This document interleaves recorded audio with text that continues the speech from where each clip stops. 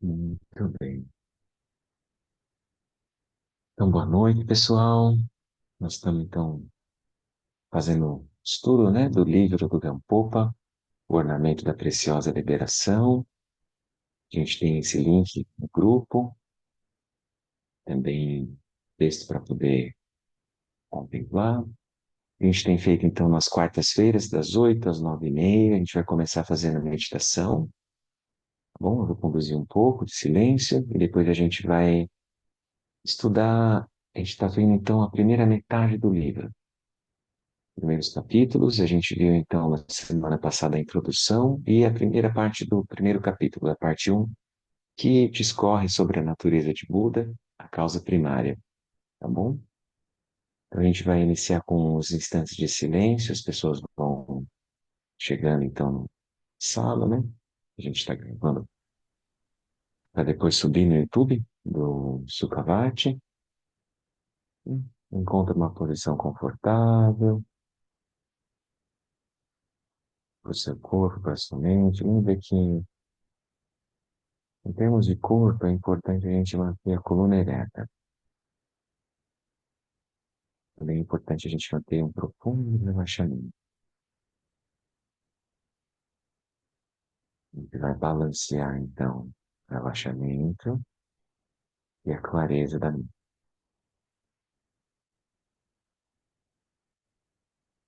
São duas respirações profundas e traz a mente de volta para casa.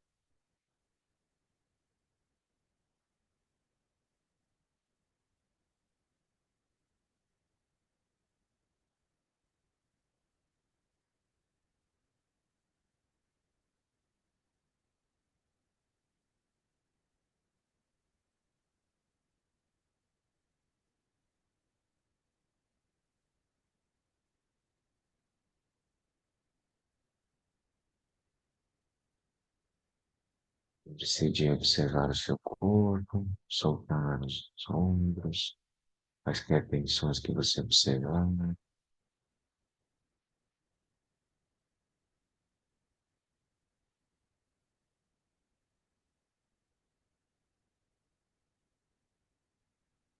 Vamos praticar a permanência serena alguns instantes, respiração de Shavasana. Corpo relaxado, energia estável, mente clara e vívida. Vamos tomar a respiração como foco da nossa atenção. Para você perceber que a mente se distraiu e traga de volta para o momento presente. De forma gentil, estabeleça o foco da consciência no fluxo natural da respiração.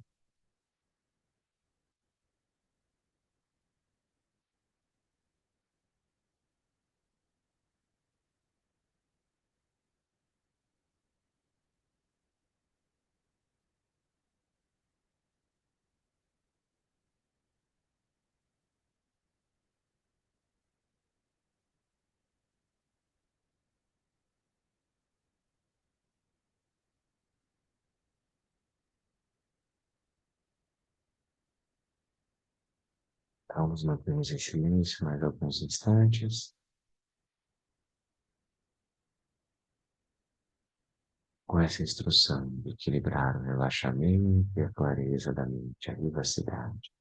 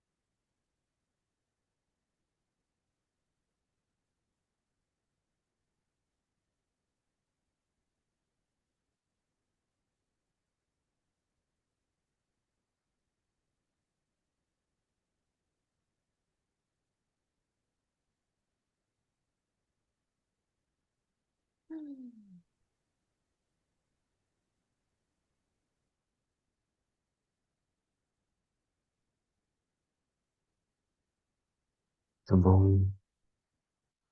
Então, a gente comentou na semana passada, sempre que a gente vai iniciar uma prática, a gente procura trazer a mente de volta e estabelecer a nossa motivação o mais pura possível, né? Eu vou compartilhar aqui com vocês, a gente vai fazer as orações então, orações iniciais, né?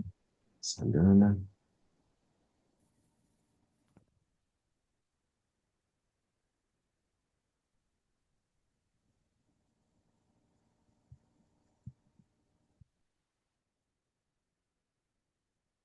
Sadhana é um livro de práticas, né? Para quem não está familiarizado, a gente segue na linha do budismo tibetano, na linhagem Nyingma mais antiga.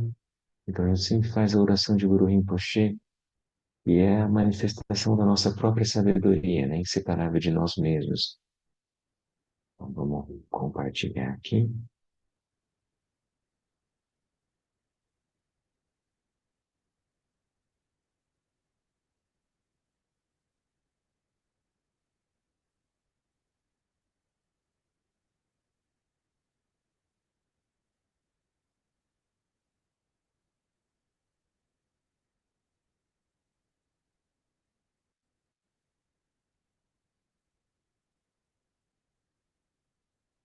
Agora tem que acabei colocando de host, né? Eu já Beleza, liberei. obrigado, velho. Tô de volta. Valeu, cara.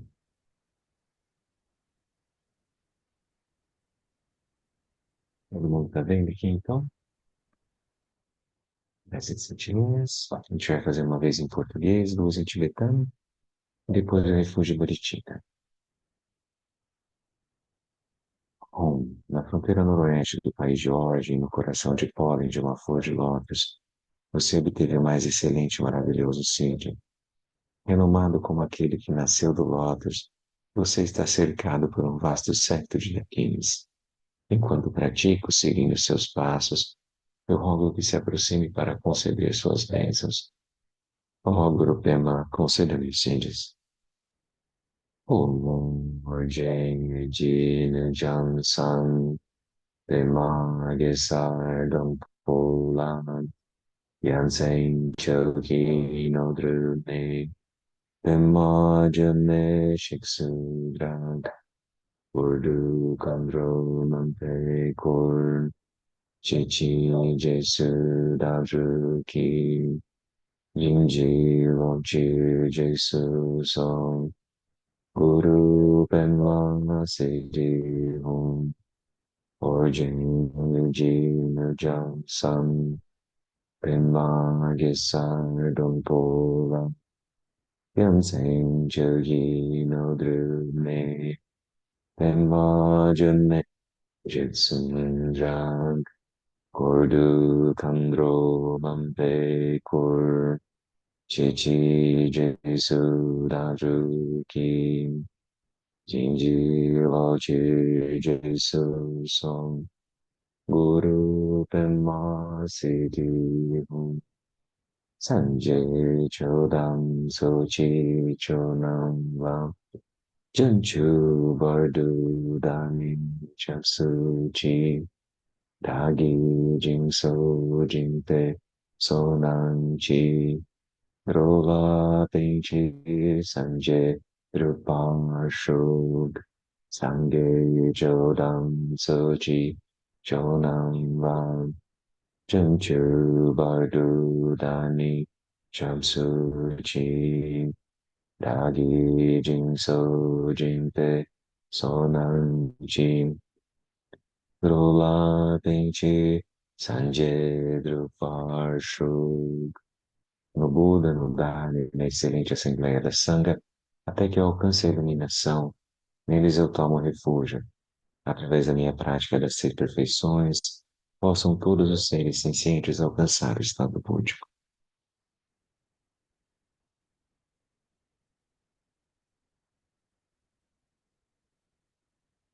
Muito bem. Então, boa noite novamente, agora com todos os presentes.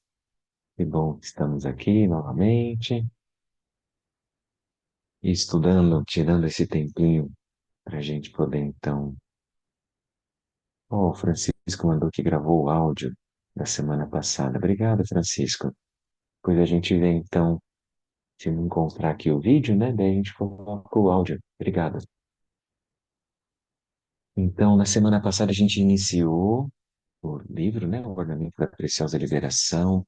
E a gente comentou a introdução,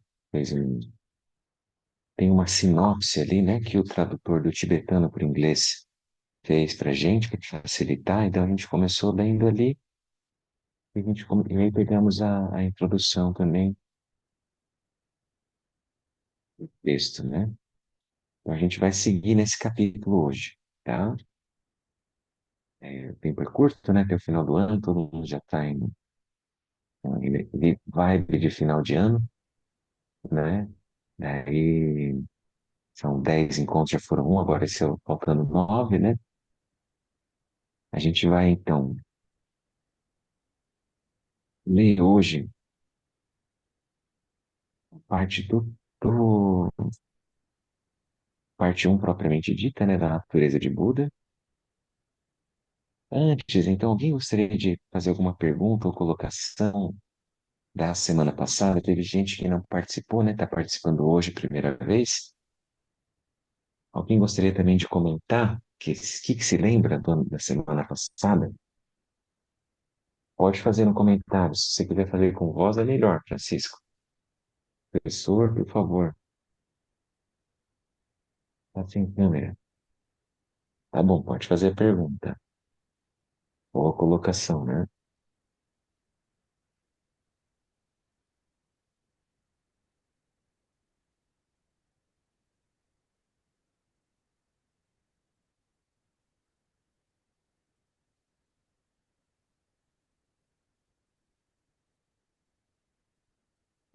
Deixa eu só ver aqui se eu encontro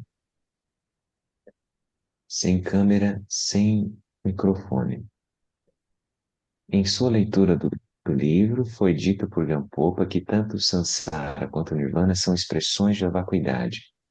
Mas se tudo é vacuidade, nada pode definido em cima dele, nada pode ser definido em cima dele, deve ser isso, né? Hum, Nenhum fenômeno.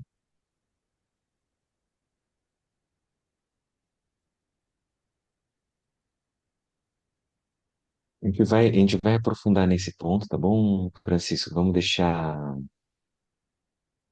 esse em stand-by, tá bom? E aí nós vamos pegar e olhar isso com calma. O Sansara e o Nirvana precisam ser vacuidade, né? Então, quem está iniciando aí a prática com a gente, então, Sansara é experiência cíclica. O Nirvana, vamos dizer assim, é como se fosse uma bem-aventurança, paz, aquilo que os praticantes, no geral, a maioria, especialmente quando está ingressando no caminho, anseia. É uma paz, mas ela, de certa forma, é uma paz condicionada. Então, tanto o Sansara quanto o Nirvana, eles são expressões da vacuidade, porque, na perspectiva do budismo, não tem nada que não seja vacuidade. E aí a gente tem que entender o que é a vacuidade. A vacuidade não é um vazio, um nada que não tem nada a ser pego, nada ali dentro. Não é isso. A vacuidade é um modo de ser das coisas. É melhor entender assim, do que um espaço preto, um espaço branco, alguma coisa nula. Não é uma nulidade, né? Isso seria um niilismo, um extremo. O outro extremo é a permanência, o eternalismo, achar que tudo é real, concreto, final. Então, quando ele diz que tanto o samsara, a experiência cíclica, quanto o nirvana, que é a bem-aventurança, a paz que a gente está procurando, ambos são vacuidade, é porque não tem nada em todas as experiências que não seja esse modo de ser, que seja vazio e luminoso. Vazio do quê? Vazio de existência intrínseca, ou seja, não existe em si e por si. Nenhum fenômeno existe sozinho, solitário. todos os fenômenos eles surgem de uma maneira interdependente. Isso que nós vamos estudar quando a gente for olhar a sabedoria do Prajnaparamita. Então a gente vai ver a coemergência, que os fenômenos nascem junto. Então a gente vai dar vários exemplos, por exemplo, quando nasce o filho, nasce a mãe, né? Não tem filho se não tiver mãe, não tem mãe se não tiver filho. É um mesmo, é geminado, vamos dizer assim. Aluno e professor. Não tem professor se não tiver aluna. E assim por diante. A gente pode achar muitos pares assim. E tudo, então, as experiências, o sujeito vai nascer junto com o objeto. Isso é a vacuidade, a interdependência dos fenômenos. Pode ser meio complexo, meio confuso quando a gente fala assim, né? A gente pode encontrar exemplos. Por exemplo, a, a vacuidade, e que me vem na mente assim, né? Se todo mundo lembra do filme Procurando Nemo. Vamos ver se vocês se lembram desse filme. Quando a Dory estava lá, né, junto com o pai lá do Nemo procurando. E aí, o que acontece? A gente vê naquelas cenas que tem as tartarugas nadando, vocês se lembram? Aquilo tudo era um oceano, um grande oceano. E vinha uma corrente marítima que se engrava dentro do oceano. Na verdade, não era assim o filme? Acho que a maioria deve ter visto isso. E aí aquelas tartarugas estavam passando. O fato da vacuidade é assim, ó, a corrente marítima existe, ela impacta, ela leva calor, ela leva umidade ou ela leva frio, né? Então ela existe como aquilo que a gente assistiu ali, como se fosse um corredor de água levando os animais ali, certo? Porém, ela é inseparável da água. A gente não acha um ponto que possa dizer o que é o oceano como um todo e o que é a corrente marítima. Dá para entender que esses bordos, eles não são fixos. Isso é a mesma coisa para a vacuidade. Quando eu for falar de um eu, é a mesma coisa, a vacuidade de um eu. Não existe um eu separado que é existente em si por si. Existe um eu na dependência de outros seres. Na relação com os seres é que surge uma identidade. Ficou muito estranho essa colocação? Então, é mais ou menos assim: o eu é como se fosse a corrente marítima, e o oceano como um todo é a experiência dos fenômenos, vamos dizer assim. É mais ou menos a gente está tentando iniciar nessa conversa. Então, Francisco, isso é assim, ó. Todos os dias que a gente vier aqui, a gente vai ter que olhar a vacuidade dos fenômenos. Tem que olhar a partir desse viés, vamos dizer assim, que isso é. Eu não posso reificar, eu não posso solidificar as expressões, não posso solidificar também os ensinamentos. O Dharma também é vazio e luminoso. Quando ele fala que é vazio, não quer dizer que não existe, que não opera. Ele existe, ele opera, mas de que forma? De forma interdependente. É melhor a gente pensar assim, como a gente comentou na semana passada, de pratita samuppada, que é a originação dependente. Os fenômenos surgem de uma maneira interdependente, tá bom? Então, eu queria relembrar para todo mundo. Então, a gente olhou a causa primária, que é a essência do bem-aventurado, vamos dizer assim, do Buda. O Buda, então, eu posso relembrar dele como um ser histórico, Siddhartha Gautama, 26 séculos atrás, norte da Índia. Atingiu a realização, a iluminação e transmitiu os ensinamentos. Eu também posso olhar que, na verdade, o Buda, ele é uma condição que todos os seres já possuem, é o que nós somos. O que a gente vai precisar fazer no caminho agora não é atingir uma coisa fora de nós, é reconhecer aquilo que está encoberto, como se fosse retirar camadas, véus, que a gente vai precisar fazer na nossa prática, no nosso treinamento. Ele deu alguns exemplos para a gente poder lembrar por que que todos os seres têm a natureza búdica. Alguns seres estão, vamos dizer assim, mais obscurecidos, outros seres estão mais clarificados, vamos colocar assim.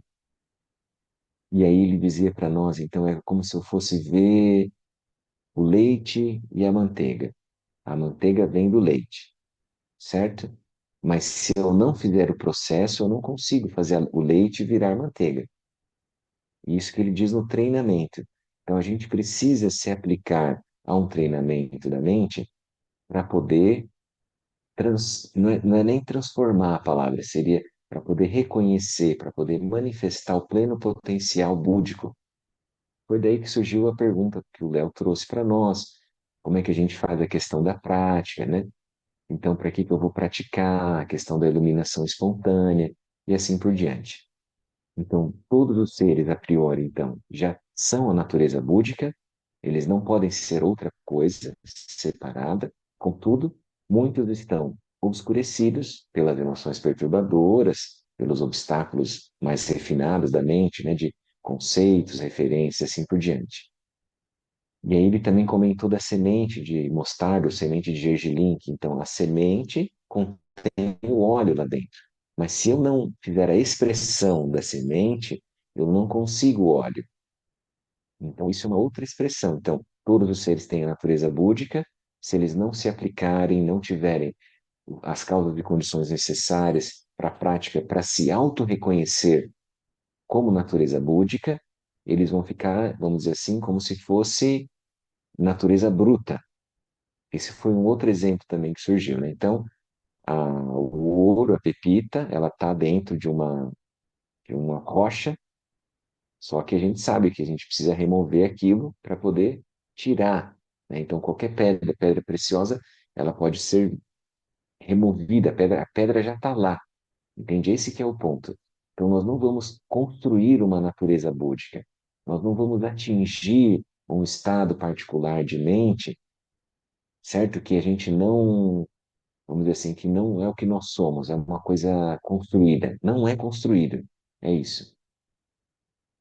É alguma coisa que eu preciso remover obstáculos, porque já é a condição natural. Parece papagaiada isso ou não? Eu tô olhando a cara de cada um aí.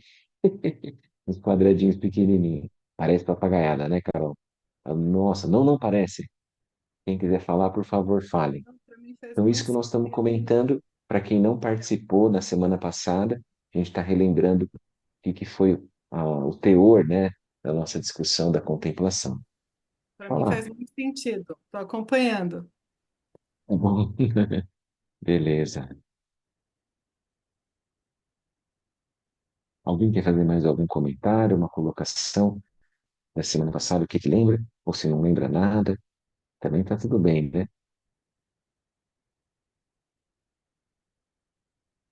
Então, para mim, o que fica assim, ó, é possível atingir a iluminação?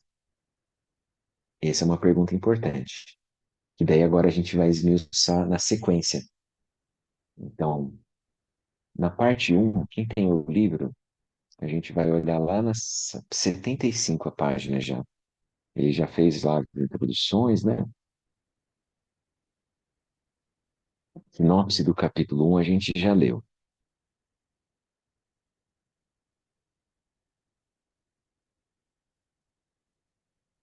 E aí, o que que ele vai trazer agora aqui? Por que que todos os seres têm a natureza búdica?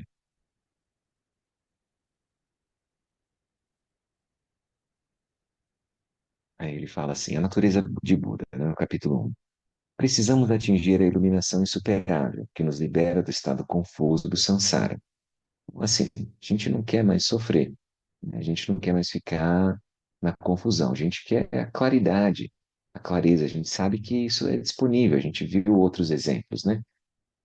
Mas será que é possível para seres inferiores como nós alcançar essa iluminação mesmo se nos esforçarmos?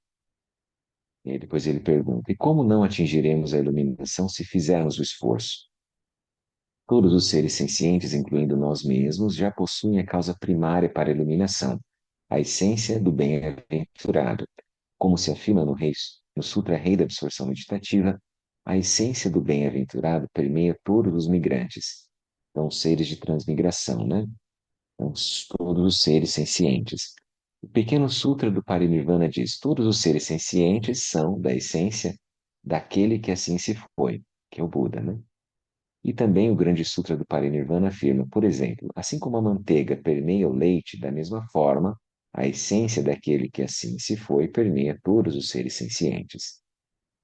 E o ornamento dos Sutras Mahayana, mesmo que a talidade seja indiferenciada para todos os seres, só podemos chamar alguém de aquele que assim se foi, ou de Buda, né?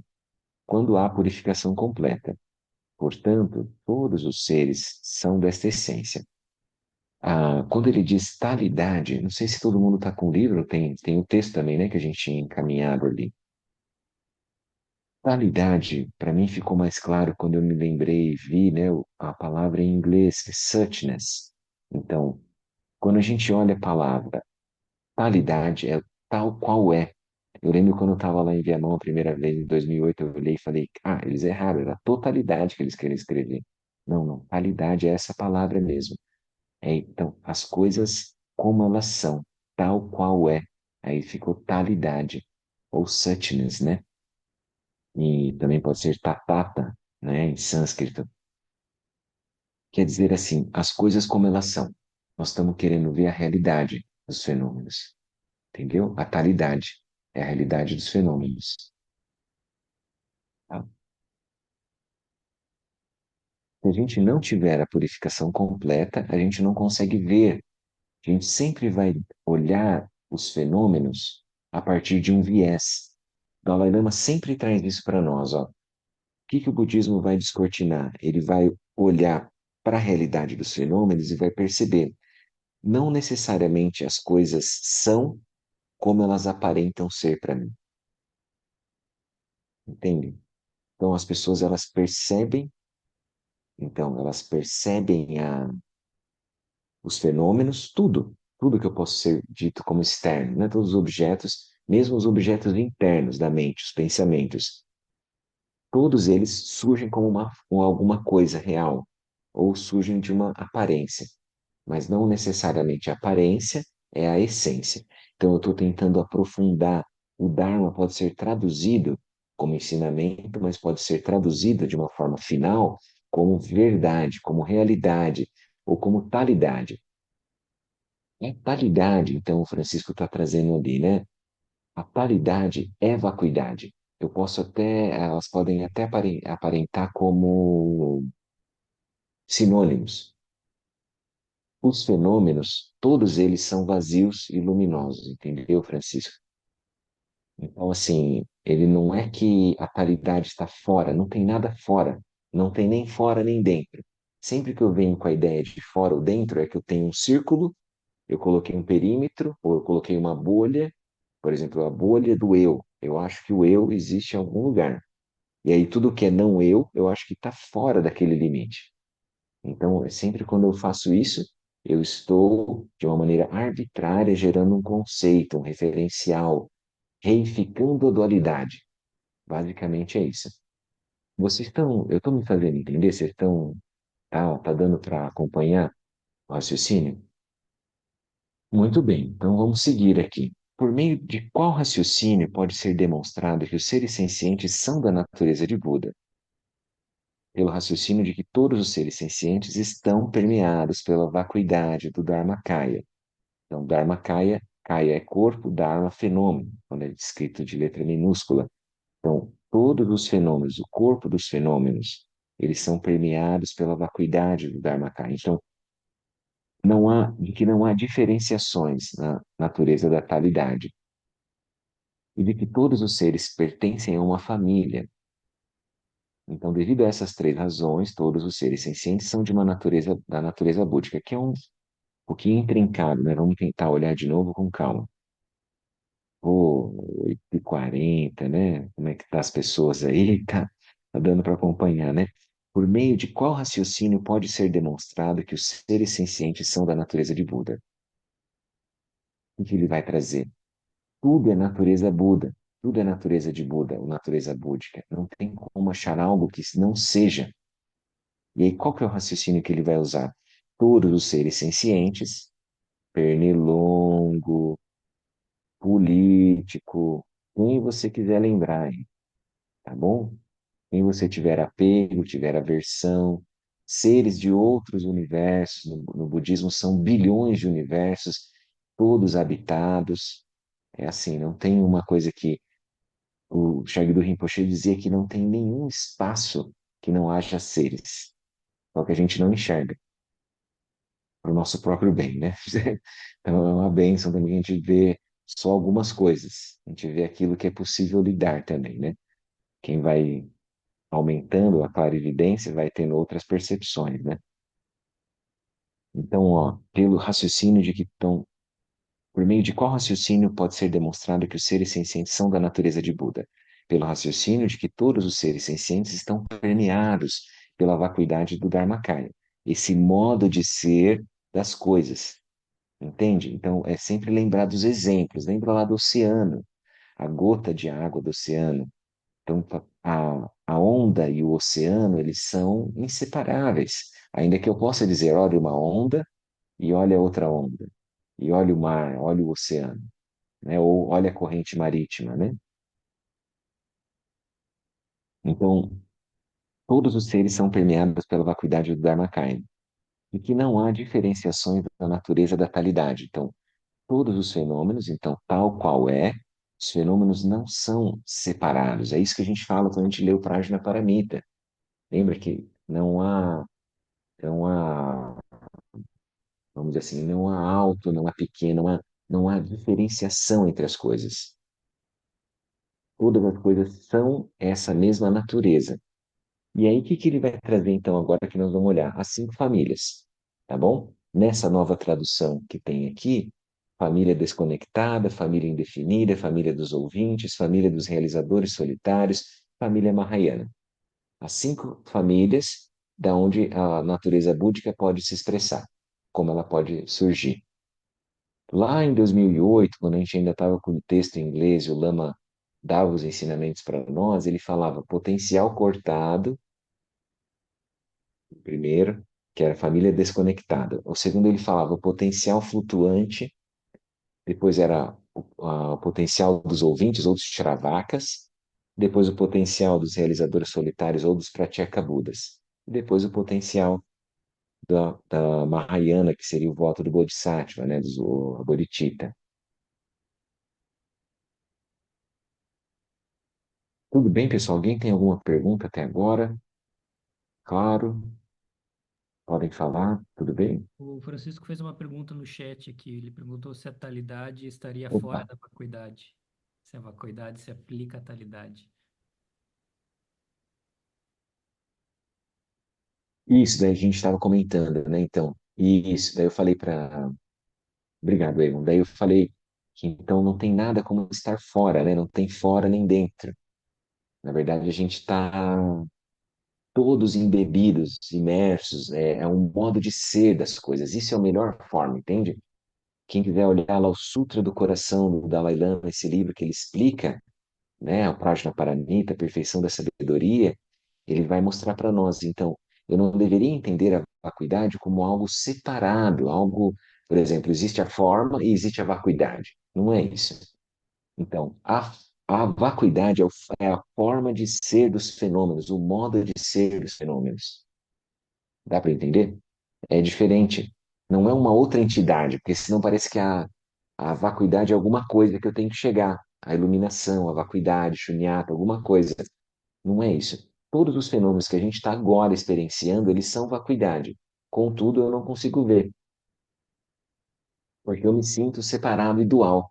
E agora, todos os ensinamentos, eles vão no sentido da gente poder dissolver a dualidade, a reificação da dualidade, de me sentir separado dos fenômenos. E aí ele vai falar para nós, o Gampopa, que a melhor forma é entrar na família Mahayana. Então, se a gente conseguir fazer isso nessa vida, já é muito bom. Nessa vida, a gente gerar aspiração na hora da morte e falar assim: olha, pelo menos eu realmente aspiro ser de benefício para os seres. Eu realmente aspiro a atingir a iluminação para ajudar as pessoas, ajudar os seres em todos os níveis. Eu não quero abandonar os seres, eu não vou deixar ninguém, né? Lembra? Ele falou, não vai deixar ninguém de fora. Então, se a gente fizer essa aspiração, isso já valeu a pena a nossa vida, porque a gente já entrou na família Mahayana, a gente já fez o voto de Bodhisattva, que é Bodhicitta, né, o espírito da iluminação, o voto do despertar, é porque eu quero acordar para ver a realidade como ela é. dos fenômenos. E isso vai me mostrar que nós somos todos interligados, interdependentes. Não somos separados dos outros seres. E aí surge essa. Por isso que eles dizem, então, a essência é vazia, a natureza é luminosa, porque produz, contudo, a qualidade é compassiva, tem uma bondade fundamental. Quem atinge essa realização, ela naturalmente se torna bondoso, amoroso com todos os seres. Ele não quer deixar ninguém de fora. Pode falar, Leozão. Tá com a mãozinha lá.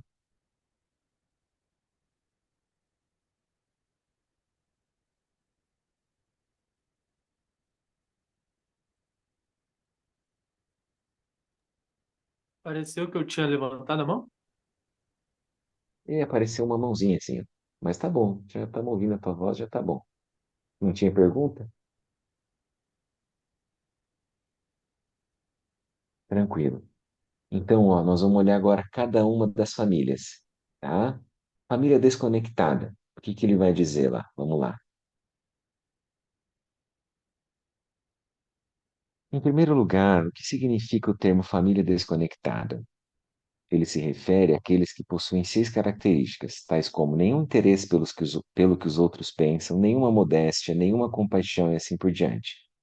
O grande Acharya Asanga colocou da seguinte forma: mesmo ao verem o sofrimento e as falhas do terrível samsara, eles não se comovem. Mesmo ao ouvirem sobre as qualidades, as grandes qualidades do Buda, eles não possuem fé.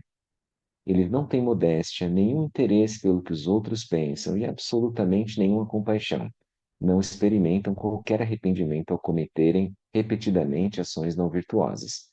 Aqueles que apresentam essas seis características não têm oportunidade de trabalhar em direção à iluminação. Então, como Lama dizia, eles ficam com o potencial cortado. Não é que eles não tenham o potencial, não tenham a natureza búdica, mas é como se eles estivessem desconectados, né? Isso também é explicado no ornamento dos Sutras Mahayana. Existem aqueles que apenas cometem ações não virtuosas, existem aqueles que destroem sistematicamente as qualidades positivas, existem aqueles que não possuem a virtude que conduz à liberação. Assim, aqueles cuja virtude é insuficiente não possuem a causa da iluminação. Essa palavra eu não usaria, mas é claro que deve ter tido um sentido do Marcelo escolher ela para colocar aqui, né? Não possuem a causa da eliminação. A gente está falando que a causa primária é a natureza búdica e que todos os seres têm a natureza búdica. Então, quer dizer, eles têm a causa. Eles não possuem são condições, a não ser que eu fale causas e condições. Nesse sentido, então, né? É como se a gente falasse, olha só como são as coisas, né? Todos nós aqui, né, a gente nasceu no Ocidente, né? Provavelmente, né? Todo mundo embebido nessa cultura judaico-cristã. Então a gente lembra da parábola da semente, né? Do semeador. É mais ou menos isso, entende? Então todo mundo vai lembrar aquilo. Pô, tem uma semente que é a natureza búdica. A natureza búdica precisa de causas e condições. Se ela cair numa terra fértil, é que ele vai continuar. Precisa encontrar um caminho espiritual, encontrar um mestre, encontrar uma sanga, né? Vai ter os meios hábeis, tem as qualidades, as liberdades e vantagens para manifestar aquele potencial.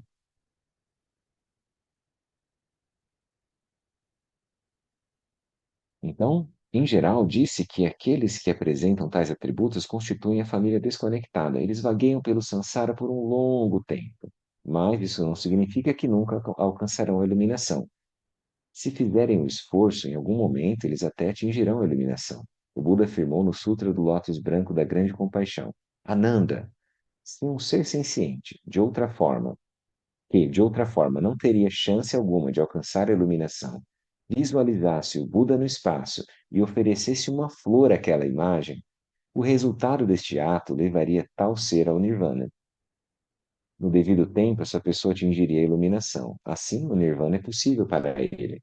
Então, olha como é, né? A abrangência, né, da visão do Buda. Então, cada ato nosso, a gente vai percebendo que os atos, eles reverberam e eles impactam.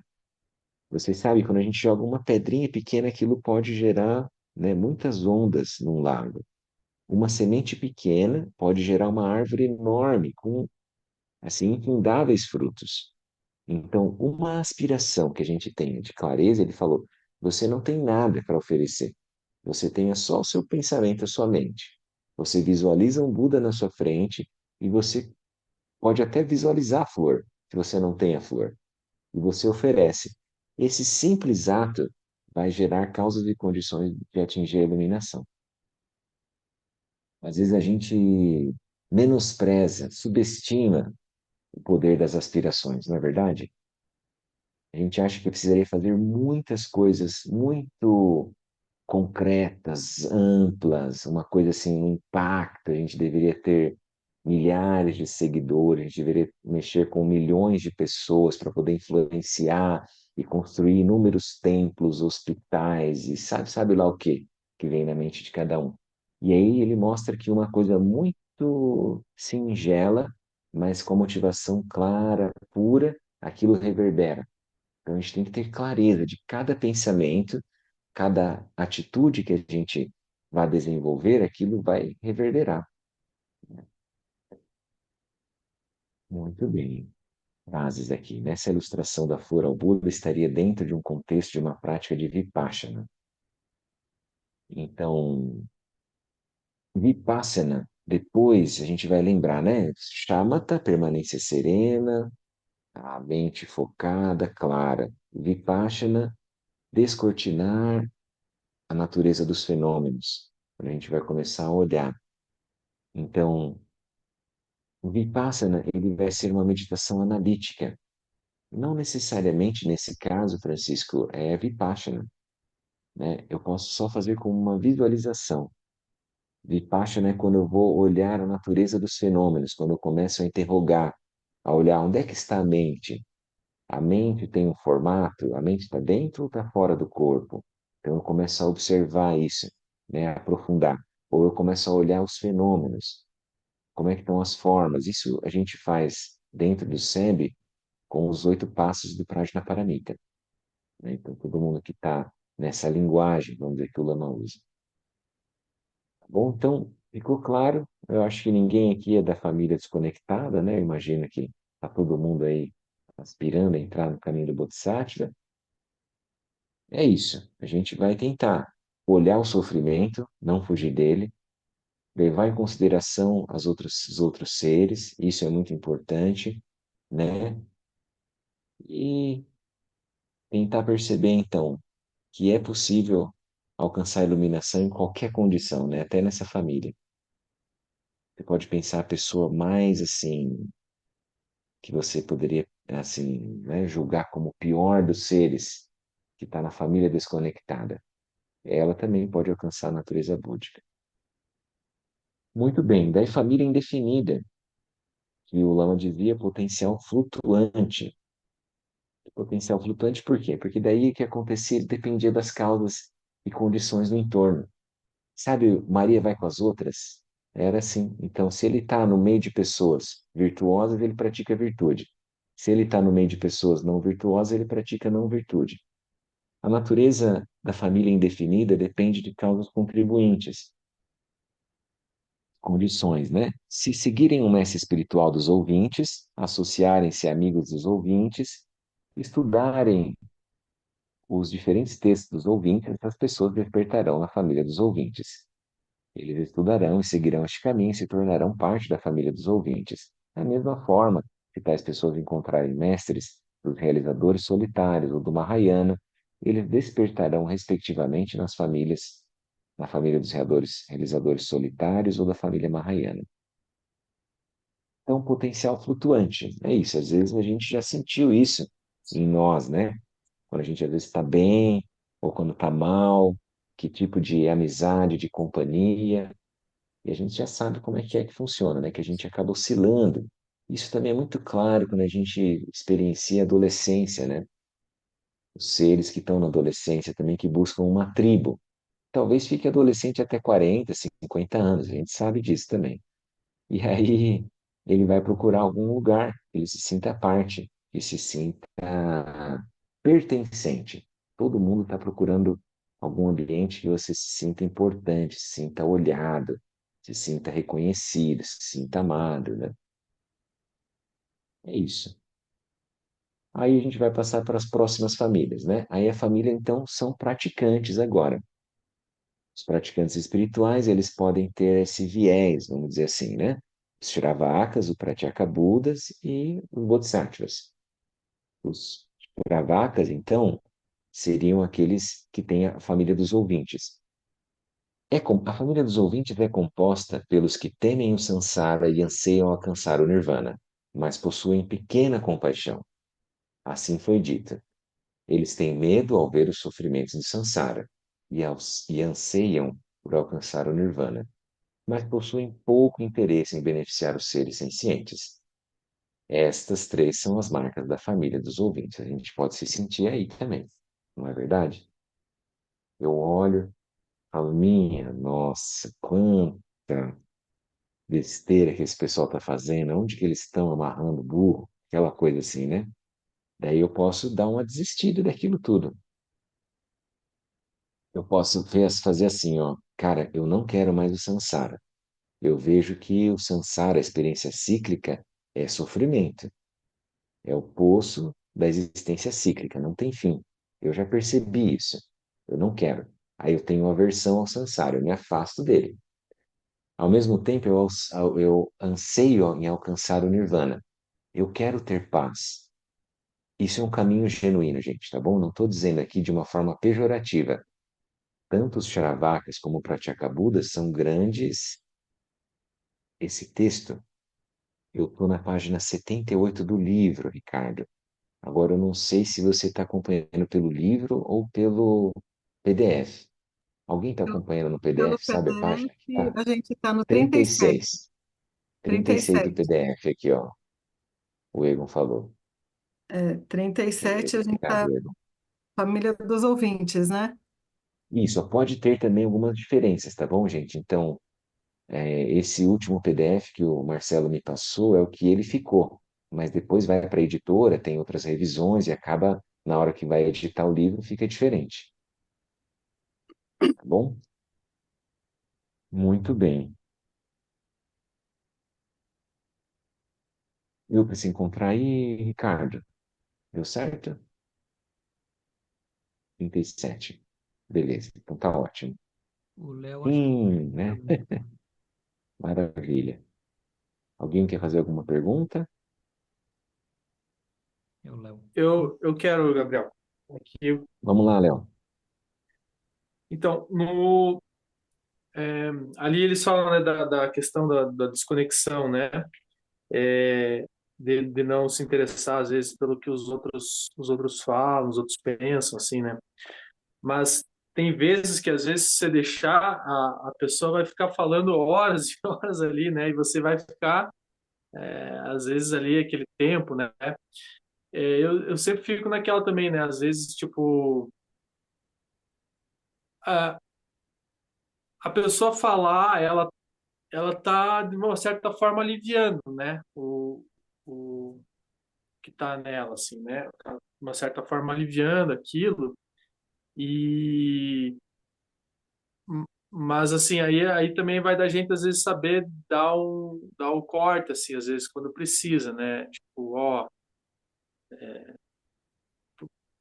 porque às vezes a pessoa também pode ficar ali e é difícil, né, a gente saber também como às vezes o que falar, né? Às vezes só escutar já é suficiente, né? Não, com certeza, cara. Então, a gente pode usar essa técnica, né, da escuta compassiva e da fala amorosa. Então, em primeiro lugar, se a gente está bem, a gente consegue abrir espaço para o outro. A gente é acolhedor, a gente é continente, né? A pessoa, ela precisa extravasar, precisa falar. Você está bem, você não precisa em nenhum momento que a sua energia oscile pelas palavras, né? Pelas paisagens que a pessoa está propondo. Quando tiver em ação do mundo, dessa maneira como você está colocando, lembra das quatro formas de ação no mundo, né? A ação, então, de poder, eu preciso estar equilibrado com a minha energia, tranquilo. Ação pacificadora, eu vou pacificar aquela mente, ela está precisando ser ouvida, está precisando estar com ela tá a mente cheia de pensamentos, eu preciso deixar ela só falar. E se eu tivesse realmente interesse, essa atenção já é algo de bondade amorosa, né? A atenção já é bondade já, sabe? E aí, ao mesmo tempo, eu vou ter que ter uma clareza de ação. Lembra, ação de poder, ação pacificadora, ação incrementadora. Eu vou ter que descortinar, descobrir, encontrar o que que tem de positivo naquela conversa, para tentar direcionar ela numa paisagem favorável, se ela está numa paisagem negativa. Entendeu? Então eu vou encontrar naquela, ela tá colocando um discurso, ela está colocando uma paisagem, uma imagem, alguma coisa. Eu tenho que destacar dali algo que seja positivo e fomentar aquilo. Eu vou colocar energia nesse ponto, entendeu? Então eu vou irrigar a qualidade dela. E aí depois, então, vem a quarta ação do mundo, né? Que é a ação irada, que aí eu vou cortar. Se a pessoa está numa negatividade, né? Criando para ela e para os outros, às vezes eu preciso interromper aquilo. Não tem porquê, né? Então, tem muitos exemplos aí que a gente falou, né? A ação irada não é de raiva, né? É uma ação compassiva, mas ela é incisiva, ela é firme.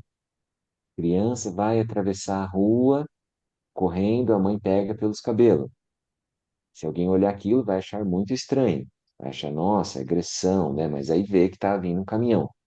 Então a mãe segurou a criança pelo cabelo, como deu, entendeu? Então isso é uma ação irada, mas era profundamente compassiva.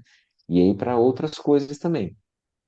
O que acontece na ação irada, Léo, é tenho que não estar embebido na energia da raiva. Não é irada no sentido de raiva. Eu não tenho aversão. Eu não quero destruir o outro. Eu não quero fazer o outro calar a boca. Tipo assim, cara, já falou bastante, bota pause aí no seu monólogo. Chega. Não é isso.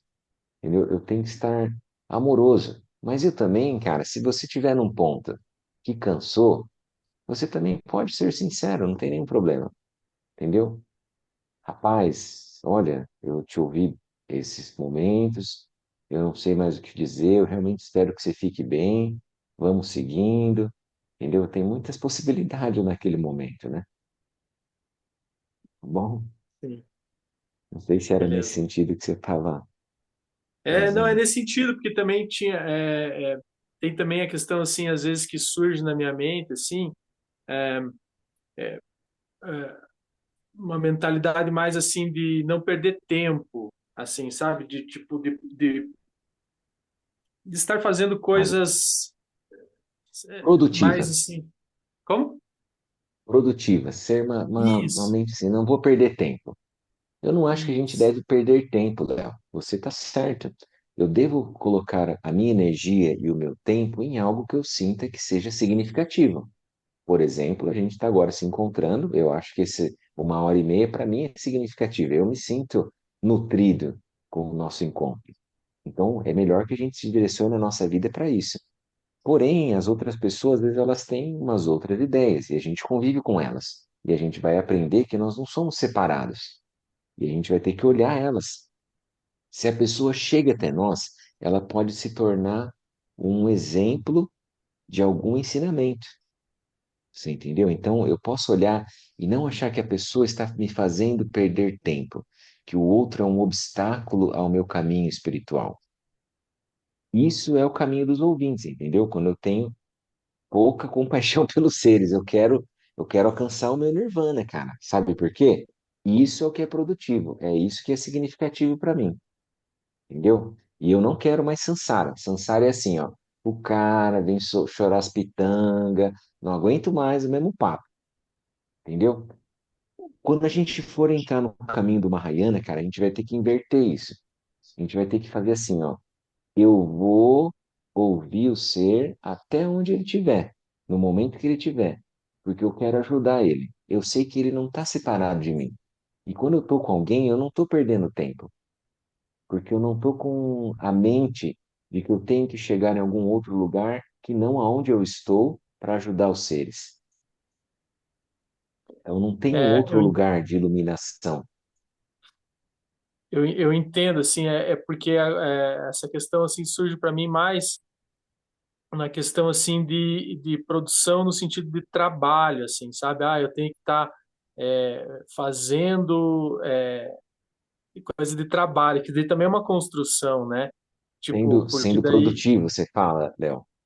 isso, sendo produtivo, assim, né, no trabalho ou estudando, que senão parece, ah, não, eu tô aqui ouvindo essa pessoa, mas eu tinha que estar fazendo tal coisa, então eu tô meio que procrastinando, assim, sabe? Mas eu não sei se isso daí também não é uma questão, assim, que tem da sociedade, assim, né? Dessa questão, assim, de o que que é importante, né? Estar trabalhando, estar estudando ali e às vezes o contato com a pessoa que a pessoa está ali desabafando, aqui, às vezes eu me vejo assim, às vezes não.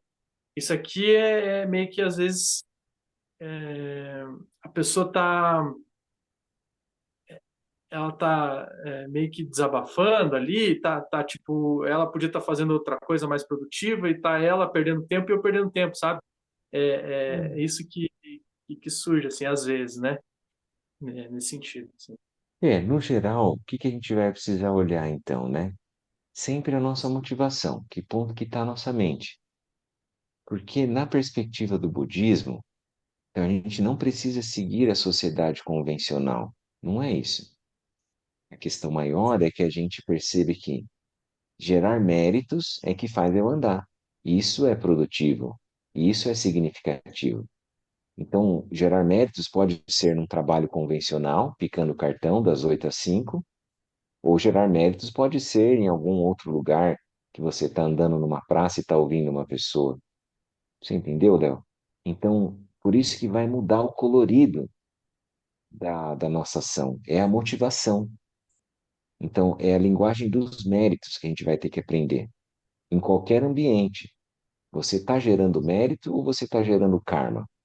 Né? Que vai gerar mais confusão, mais conflito, mais sofrimento. Está gerando karma, corta aquilo, tira. E aí, se está gerando mérito, então eu vou tentar, né, irrigar sementes positivas na minha mente, no meu fluxo mental e no do outro que está ali conversando comigo. Eu acho que a Dani tinha perguntado se a sabedoria da causalidade é a mesma coisa que a ação irada, né? A sabedoria da causalidade, ela mostra para nós a ação irada, é isso mesmo. Então, quando a gente vai perceber, né, as cinco sabedorias, sabedoria do acolhimento, a sabedoria da igualdade, a sabedoria do discernimento, a sabedoria da causalidade, a causalidade ela produz isso, porque eu vejo que uma certa ação vai gerar negatividade para o outro. Então eu não vou deixar aquilo acontecer, entende? Por isso que eu vou observar causas e condições. A pessoa está trilhando um caminho que não está sendo bom, então eu vou ter que usar uma ação irada, tirar ela daquilo, daquela confusão. E aí eu vou ter que ultrapassar a questão do gosto ou não gosta, de ser agradável, de ser bonzinho, de ser o legalzão. Às vezes a gente tem que ser firme, né? Uma forma irada, uma forma incisiva. E não necessariamente o outro vai gostar daquilo, mas você fez aquilo por compaixão. Não tem raiva, né? Não quero derrubar o outro, eu quero ajudar o outro. É o contrário, né? Pode ser que o outro se afaste por um tempo, isso é comum também. Quando a gente é meio firme, né? Tem que achar o momento certo, é difícil, não é fácil, né? Muito bem. Daí vamos seguir então. Isso é o caminho dos ouvintes ou Shravakas, né? Lembra então? Eles têm o quê? Receio do samsara, eles não querem o samsara. Eles anseiam pelo nirvana, têm apego ao nirvana, e eles têm pouco interesse em beneficiar os seres sencientes. Eu só quero um lugarzinho aconchegante, que eu faça meditação, que eu tome suco verde, que eu faça yoga, que tem de preferência pessoas cheirosas, bonitas, agradáveis, inteligentes do meu lado. Muito isso a gente já sabe, é o ambiente do yoga, dos caminhos espirituais, mesmo no budismo, a gente sabe que muita gente tem essa toada. Nós mesmos, né? A gente não está afim de encontrar quem está sofrendo, confuso, estrupiado, fedido, maltrapilho, assim por diante, né? Acho que é um lugar legal, calmo, sereno, pessoas né? Que falem com concentramento na nossa linguagem. Então é isso.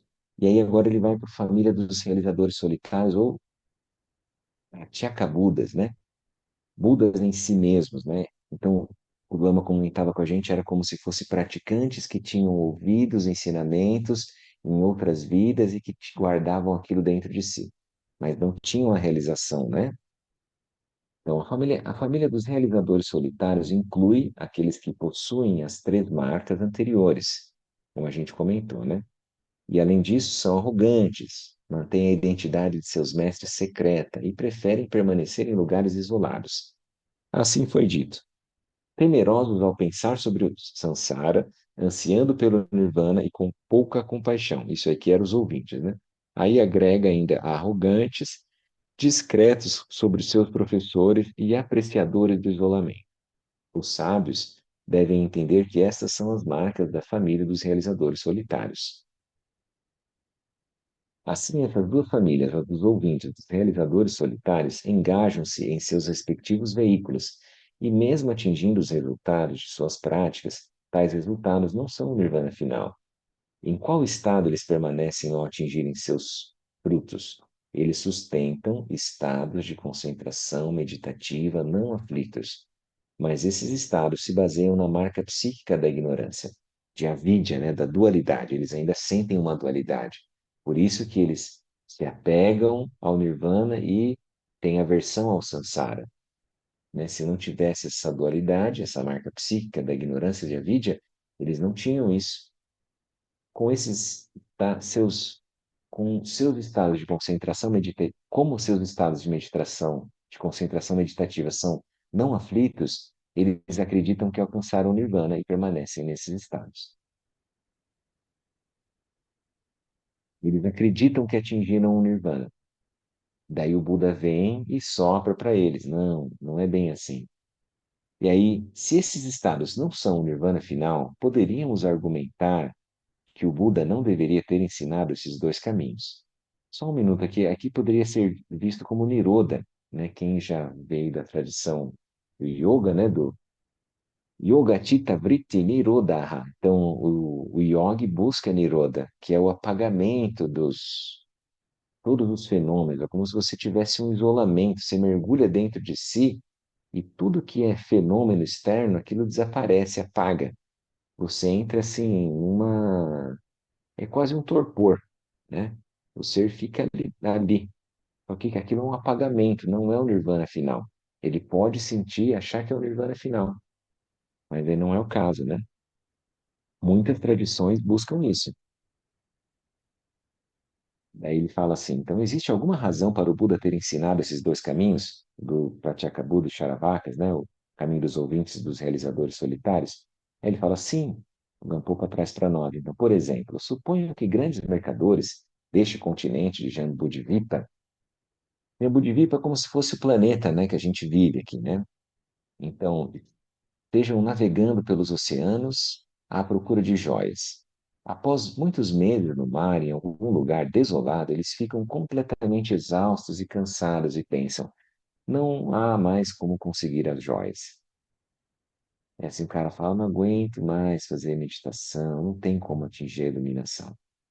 Vendo os desencorajados e se preparando para retornar, o capitão dos mercadores, por meio de seus poderes milagrosos, manifesta uma enorme ilha e permite que todos ali descansem.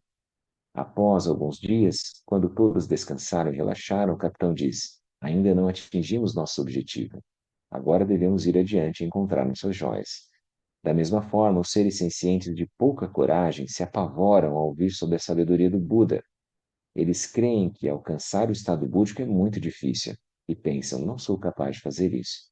Há também pessoas que não estão interessadas em entrar no caminho ou que, ao entrarem, voltam atrás.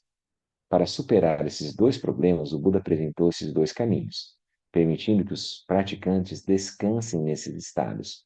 No Sutra do Lótus Branco do Dharma Sublime se diz: da mesma forma, todos os ouvintes, os Travakas, pensam que alcançaram o Nirvana, mas eles não atingiram o Nirvana final, revelado pelo Buda, eles estão só descansando. Quando os ouvintes e realizadores solitários estão bem descansados nesses estados, o Buda percebe a situação e os encoraja a atingir o estado búdico. E como o Buda os encoraja? Ele os desperta por meio de seu corpo, fala e mente de sabedoria. Por meio de sua mente de sabedoria significa que uma luz se irradia da sabedoria do Buda e toca os corpos mentais dos ouvintes e realizadores solitários. No momento em que a luz os toca, eles despertam de suas meditações não aflitas. Então o Buda aparece fisicamente diante deles. Com sua fala, ele diz: Ó monges, vocês ainda não terminaram seu trabalho, não finalizaram tudo o que se espera de vocês.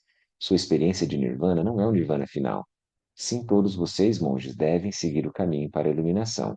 Vocês devem atingir a realização do Buda. E no Sutra do Lótus Branco do Dharma Sublime, em forma de versos, monges, hoje eu declaro: vocês não alcançaram o nirvana final. Para atingir a sabedoria primordial do onisciente, vocês devem cultivar grande perseverança. Desta forma, alcançarão a sabedoria do onisciente. Motivados pelo Buda desta forma, esses ouvintes e realizadores solitários cultivam a bodhicitta. Então, aqui é o ponto, né, da transição. É como se fosse antes e após, né? Todo praticante do caminho espiritual, seja qual tradição for, ele vai precisar ter essa virada na chave. Então, entrar na bodhicitta. Então, mente, que é Chitta, da iluminação, que é Bodhi. Então, o espírito do despertar vai precisar surgir nele. Eles praticam o caminho do Bodhisattva por muitos incontáveis kalpas e no final atingem a iluminação. Um kalpa é um tempo, né, que a gente comenta, que nasce, surge um universo, dura um tempo e ele se colapsa, né, se dissolve. Isso é um kalpa. Então, muitos kalpas, incontáveis, né? Maluco.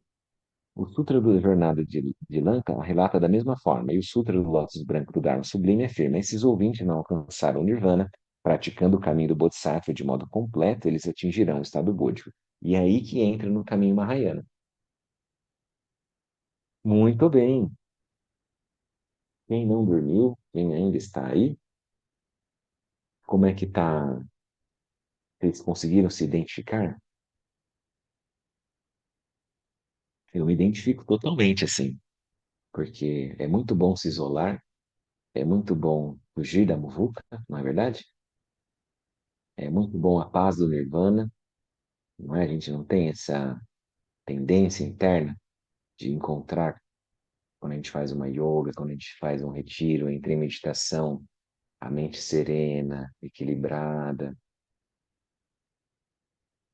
E a gente praticamente esquece o sofrimento do mundo, né, dos seres.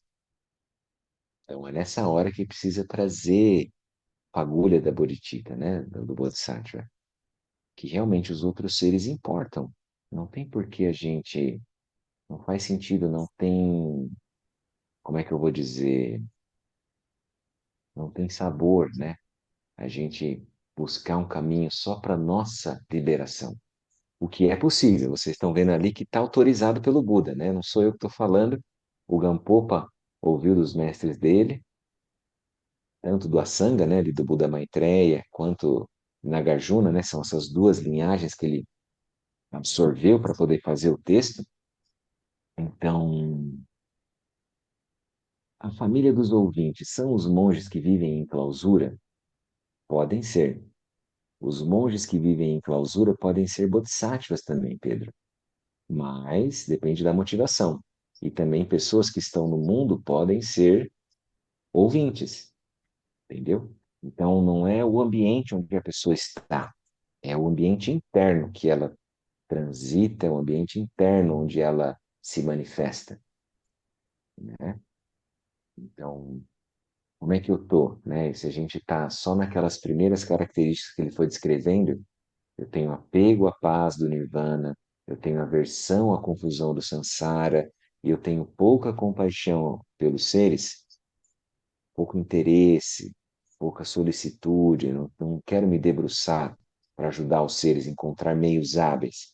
Então, isso eu estou num tipo de mente que é dos ouvintes, dos Shravakas, né? Daí, se eu vou ainda além, os Pratyekabuddhas, os realizadores solitários, como é que eles estão? Eles têm essas três características, mas ainda eles gostam de isolamento, Eles têm uma certa arrogância, porque eles já têm os ensinamentos, é como se eles já tivessem ouvido, já soubessem daquilo, e eles não colocam que eles têm uma linhagem.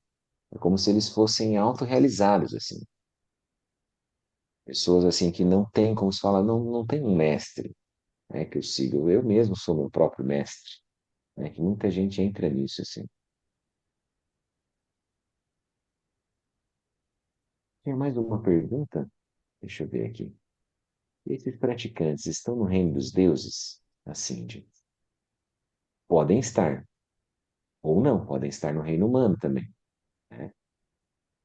Se eles seguirem nesse tipo de prática, assim, daí eles vão atingir renascimentos superiores que são do reino dos deuses, reino da forma e reino da não forma, né?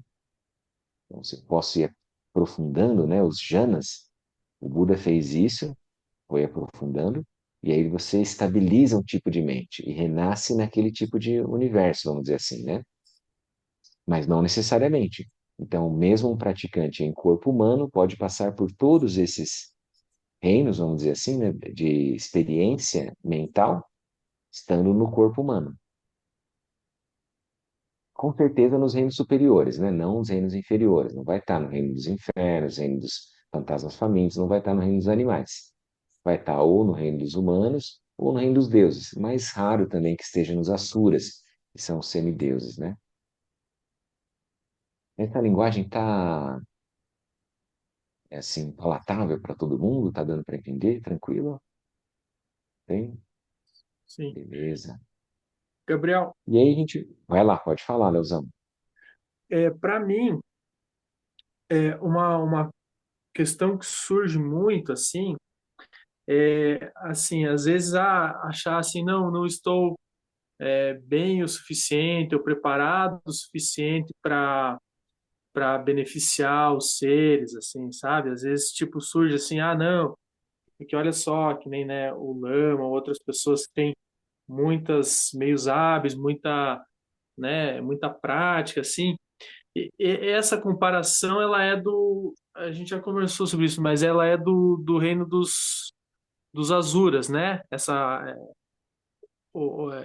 Não sei se é tipo uma comparação assim de não, porque aquela pessoa está mais preparada, está melhor para ensinar, assim, para É. porque o que parece também assim, às vezes que nem nossa, tipo, para estar preparado, então teria que já estar, né, tipo, nessa próximo dessa realização de Niroda, que é esses jhanas assim, porque senão parece assim, eu tô só no meio da confusão aqui, sabe? Tipo, não tô muito lúcido para ser de benefício, assim, sabe? Parece que daí, tipo, até isso, assim, poxa, mas será que eu não tinha que estar me preparando mais na meditação do que ficar só na ação, assim, né? Porque uma vez, não sei se foi o Lama que comentou, que o Shagdu falava assim que tinha gente que não praticava muito, então eu dava serviço para fazer, né? Para ocupar a pessoa, assim, de fazer serviço, de fazer um monte de coisa, assim. Que a pessoa não se dedicava na meditação. Então, não sei se tem uma questão, assim, de ter primeiro mais lucidez para depois ter a ação, assim, sabe? Tipo, ação no mundo, assim, né? Eu acho que isso que você está trazendo, Léo, para mim é uma questão que é, vamos dizer assim, coerente. Com certeza faz sentido. A gente precisa gerar lucidez para poder oferecer, porque a gente só vai poder ajudar o outro no caminho que a gente fez, né, que a gente percorreu. Então, eu posso ser guia, né, de uma montanha se eu já subi aquela montanha. Se eu não subir ela, eu não tenho como orientar as pessoas, né? Então, a gente pode ter essa clareza que eu preciso fazer práticas, eu preciso estudar, preciso, vamos dizer assim, me munir, né, de meios hábeis para poder oferecer para os seres. Então, ao mesmo tempo, eu não preciso também cortar o vínculo, né, e não estar imerso naquilo. Eu posso estar presente e tentando gerar os meios hábeis. É aquilo que a gente comentou, né? A gente estuda um pouco, medita um pouco, trabalha um pouco. vai equilibrando isso tudo, né? Cada um vai estar E se num ponto. diverte um pouco também, né? Se diverte também, né? Importante. Não pode esticar muita corda, né, Léo? Senão estoura, né, cara? Faz tudo, trabalho, meditação, né? Não dá, né? É que daí o que que acontece ali, cara? Ele vai mostrar para nós que a diversão usual, entretenimento, ele vai empalidecer. Você vai ter muito mais bem-aventurança fazendo meditação do que qualquer outra entretenimento que possa ser proposto no mundo do samsara, entendeu? A gente ainda tem essa atração, né, dos entretenimentos gerais, é cada um da sua perspectiva, porque aquilo ainda pega a nossa energia. A nossa energia fica feliz, fica bem, fica assim, grandiloquente, né? Quando a gente encontra as causas e condições, uma festa, pessoas, música, comida, qualquer coisa da sensorialidade. E não é nenhum problema, aquilo que a gente comentou. Você pode praticar lucidez como Vimalakirti, né? Estando em meio ao mundo, mas sempre vai depender da tua motivação, né? Se a tua motivação é não, eu quero iluminar isso tudo, quero ter lucidez, aonde for, qualquer ambiente. Aí você pode estar ali, né? Que não vai ser uma perda de tempo, senão vai ser só uma questão de prazeres, de entretenimento. Tá tudo bem. Isso aí é um tipo de expressão, vamos dizer assim, né? Mas não é o caminho, não está dentro da prática, vamos dizer assim. Depois, com a prática, a gente vai ver que Samadhi, a meditação que você estabiliza, que vem um bem-estar que é independente de fatores externos flutuantes, que eu não dependo de entretenimento, eu superei o tédio, que é estar em silêncio comigo mesmo, e percebi a minha energia primordial, que está abundante ali dentro, essa energia, ela já me basta. A pessoa se sente autossatisfeita naquilo. Ela não precisa procurar alguma outra coisa para equilibrar os lungs. Porque a gente busca as coisas fora para trazer um lung para nós. O café, Coca-Cola, ou uma consorte, ou uma com azar, né, Del? Depende da pessoa. Então, então sempre você vai buscar alguma energia que vem de fora. Mas aí, no caso, você vai ter que encontrar dentro de si essa energia autossurgida que independe de causas e condições. Aí os fatores flutuantes externos, eles podem estar bem, eu estou por cima, ou eu posso estar down and out, posso estar fora, ali tá para baixo e tal. Independente dos fatores externos, a energia está ali. Daí isso que se encontra na meditação de Shamatha, por exemplo, né? Então, esse Praticantes vão ponto encontrar. da meditação, assim, porque tem esse negócio, né, de a gente estar bem, né, superar o tédio. Mas na nossa sociedade parece que, pelo menos como eu tenho visto, assim, é, é muito assim, você ficar, às vezes, que nem eu vi o Trump falar, às vezes fica sem fazer nada. Aí parece que não, pô, você não está sendo produtivo, você não está, né, você está sendo meio que um vagabundo, assim, sabe? Você tinha que tá estudando, tinha que estar, sei lá, produzindo alguma coisa.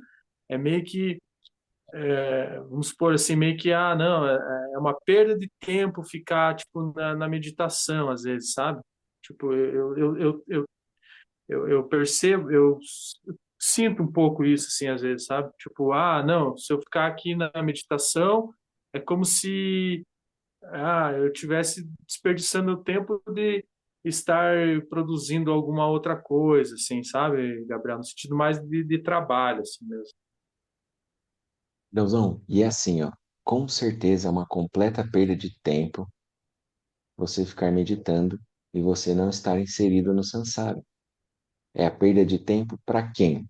Entendeu? É a perda de tempo dentro do referencial da sociedade convencional, que é patológica e que tenta esmiuçar, tenta te moer lá dentro. Entendeu, cara? Vamos pensar assim nos iluminados, assim, pensa, Jesus é um contraventor, Buda é a mesma coisa, subversiva. Jesus tinha que estar produzindo, cara. Ele tinha que gerar assim uma cadeia de lojas de imóveis, tá?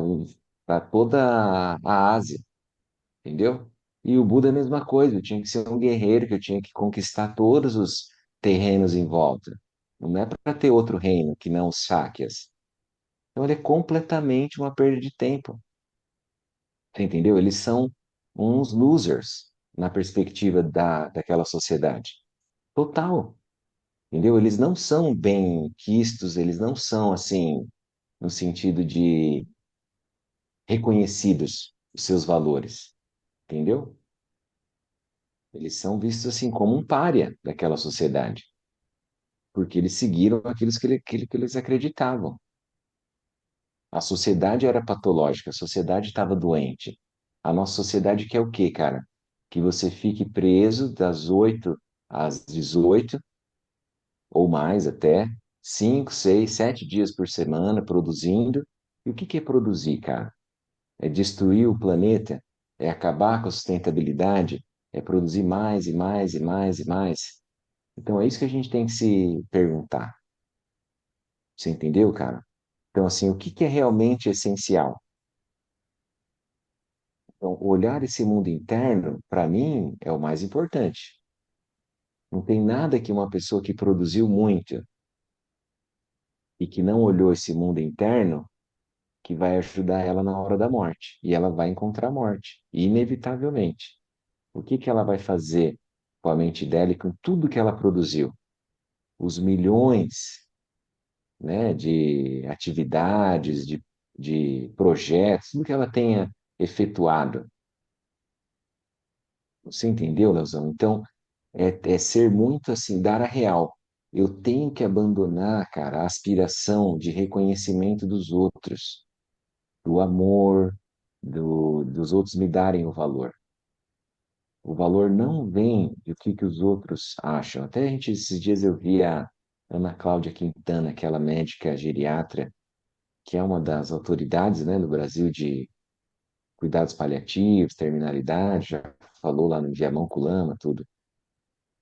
Então, ela falava que um dos 5 principais arrependimentos das pessoas que estão na hora de morrer, um deles é que a pessoa gostaria de ter sido mais fiel a ela mesma do que querido ser reconhecida pelos outros, entende? Dela ter seguido o caminho por ela e não pelos outros. Então, na hora que você tiver no momento ali crucial, você só vai ter a sua própria mente olhando para ela mesma. Ela vai ser o juiz, vamos dizer assim, o crivo que você vai tomar. Então tem que ter clareza, a gente tem que ser muito franco, honesto com a gente mesmo. O que que faz sentido para você? Se os outros vão gostar ou não, eu não tenho como controlar isso. Mas eu vou ser genuíno, eu vou fazer aquilo que para mim faz sentido. E não quer dizer que eu vou romper com os outros, que eu vou ser aversivo, hostil com os outros seres. Cada um está na sua busca. Eu aceito. A pessoa não precisa estar na minha rota, porque se ela não estiver na minha estrada, ela está perdida. Não, tem muitas estradas. Então, eu posso seguir o meu caminho, o meu jeito, a minha forma de entender a vida, onde eu vou empenhar minha energia. Né? A gente ia tentar entrar na família Mahayana, mas vamos ficar para a próxima semana. Se alguém fizer a passagem nessa semana, lembrem-se de Bodhicitta. Alguém tem alguma pergunta a mais, alguma colocação gostaria de trazer? Tudo bem? A gente está em 16 pessoas, é isso? Isso, então, tá bom. Eu acho que foi bem, né? A gente conseguiu olhar as primeiras 4 famílias. A semana que vem a gente então termina a quinta família, que é a família Mahayana, tem um pouquinho mais de detalhamento ali, texto, né? Não é muita coisa também, 2 páginas, quem puder ler, já ir trazendo isso na mente, né? Saturando o fluxo mental é bom. Aqui pelo livro está na página 80, no PDF eu não sei que página vocês estão. Daí deem uma olhadinha nesse capítulo. Então, na semana que vem a gente conclui ele e já passa para a base de trabalho que é a vida humana é preciosa. Tudo bem? Pode falar, Caster. É, você foi bem claro e eu só queria fazer uma colocação que Buda, né, quando saiu lá do, que é bem importante para a gente quando a gente está, né, praticando, seguindo nosso, a nossa vontade, né, de o que a gente acha importante para gente praticar, como o Léo e o senhor estava falando aí, de quando o Buda saiu, né, largou a esposa dele com o filho e o reinado, né, para que ele tinha compromisso para assumir. Muitos acharam que ele estava abandonando, né? Como muitos pais fazem por aí. Tipo, ah, vou ali no bar da esquina comprar um cigarro e nunca mais volto. Mas ele estava querendo dar o melhor pro seu filho, né? Querendo descobrir o que ele tinha, querendo descobrir as causas e condições, né, do sofrimento, que ali dentro ele não tinha conhecimento, né? É isso Isso aí, foi, Caster. Então, a motivação, ela determina a ação, né? É isso mesmo, não é o que a ação é vista por fora, né? Então, a pessoa pode ser vista por fora como uma ação muito boa, mas ela não ter a motivação adequada, né? Então, a gente sempre tem que retornar à nossa motivação. Se eu quero me liberar do sofrimento, eu não quero mais ficar preso naquilo. E eu quero ajudar as pessoas também a saírem desse sofrimento. Eu não quero mais que os outros também sofram. Como motivação. é que eu vou fazer isso? Eu preciso de um caminho, eu preciso de uma comunidade, eu preciso de estudo, de instrução. Eu quero não só ter a instrução, mas eu quero praticar aquilo. Eu quero transformar a minha mente. Quero que meu coração esteja mais aberto, mais receptivo e que eu tenha uma estabilidade para oferecer para os outros, né? Para ter clareza, ajudar que os outros tenham mais paz, né? Não sejam tão acelerados, tão, vamos dizer assim, absortos, né? No entretenimento, na confusão, seja o que for. Que a gente possa ter um caminho de virtude, porque é importante hoje em dia a gente louvar a virtude. Parece que é demodê, né? Como a palavra demodê é demodê, parece que é fora de moda a gente falar sobre virtude, mas virtude é muito importante. A gente ter ética, né? Ter, vamos dizer assim, uma vida equilibrada, ter uma prudência, né? De que isso a gente vai poder ajudar os outros, a gente se torna um esteio para os outros. Bacana. Obrigado pela oportunidade. Ah, valeu, Caster. Então vamos fazer a dedicação. Deixa eu achar aqui, então, daí eu compartilho com vocês.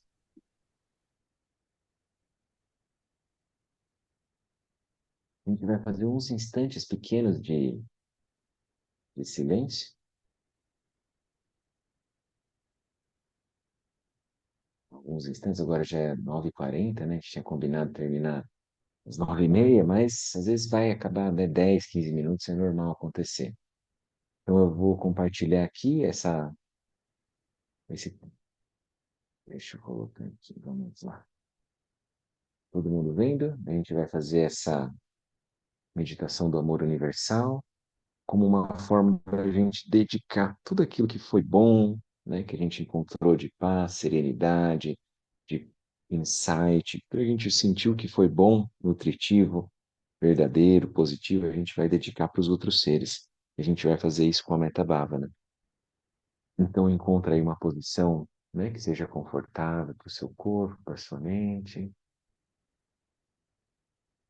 Vamos fazer algumas inspirações. Inspira e exala.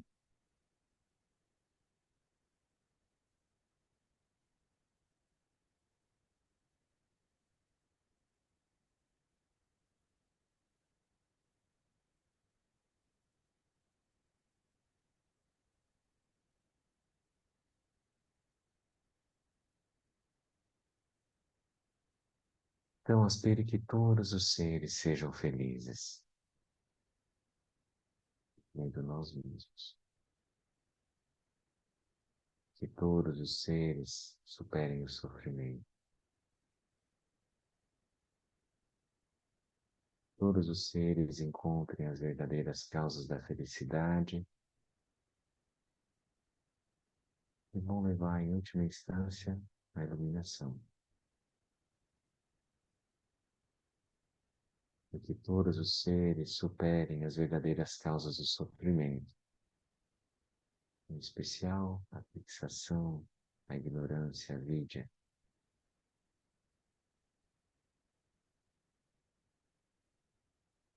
Que todos os seres superem a estrutura kármica, toda ilusão, confusão,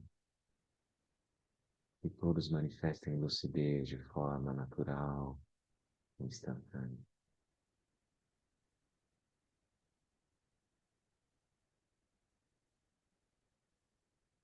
Todos possam desenvolver formas de verdadeiramente beneficiar os outros, gerar os meios hábeis, e que encontrem nisso sua fonte de alegria e de energia. Então nós vamos englobar toda a biosfera, todos os seres.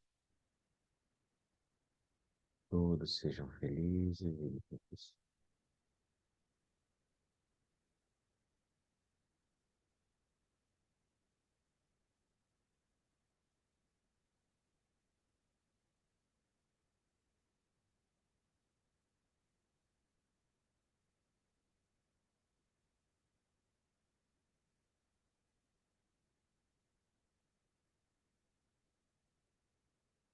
E agora a gente vai fazer a dedicação.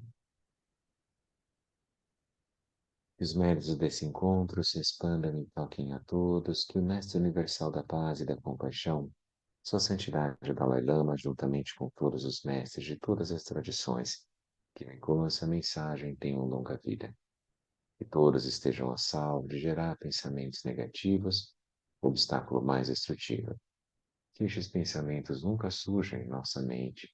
Que todos os seres também estejam livres de pensamentos negativos. A gente vai para a última linha.